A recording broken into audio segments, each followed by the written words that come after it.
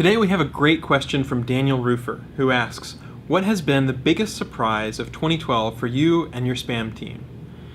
That's a good one. I would probably say the sheer number of people who continue to be snookered by snakeoil salesmen products, sometimes that you can find on web forums, that promise to instantly rocket you to number one.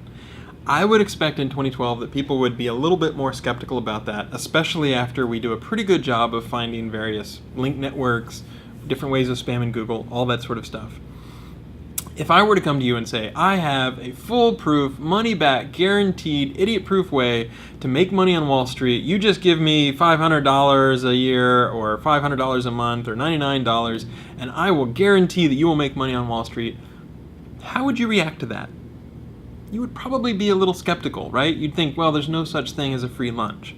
And I think that's the right reaction, because if there were a guaranteed way to make money on Wall Street, you would use that to make money on Wall Street rather than selling that technique to other people who hope to make money on Wall Street. So a lot of the times, black hat guys will, use a particular technique, and when it looks like it's reaching the end of its lifespan, they'll package it up, they'll sell it to you in an ebook, or they'll sell it to you as a script package or a recurring service or a link network that you can subscribe to. And I'm like, I don't get why people would believe this. They're like, well, there's two other guys on the forum who say that it's great. And it's like, well, they're named Dogfart Jr. and Black Hat Assassin, and the package that you're thinking about buying is to spam forum software. You think those guys don't know how to make sock puppet accounts that say, yeah, this is great. Has anybody else used it? I love it.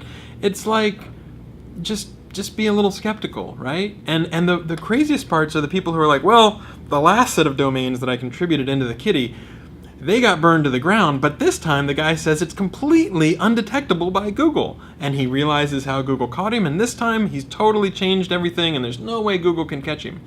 That guy doesn't know how Google caught his domain. He has no idea the different techniques or tools that we're using. He's taking his best guess. And so the fact that people not only lose money or lose domains, but then they're like, oh, okay, this time for real, let's go chip in again.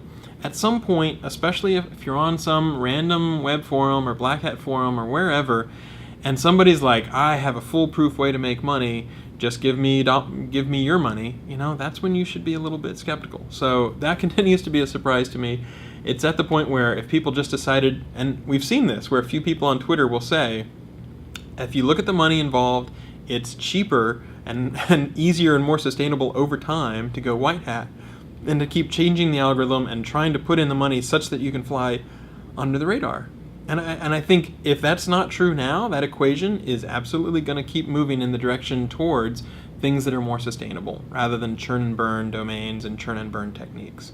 So it's a surprise to me that people will continue to read these long testimonials where it's like, postscript, postscript, postscript, and they're 40 pages long, and by the end of it you're like, well, of course I'm going to give this guy money.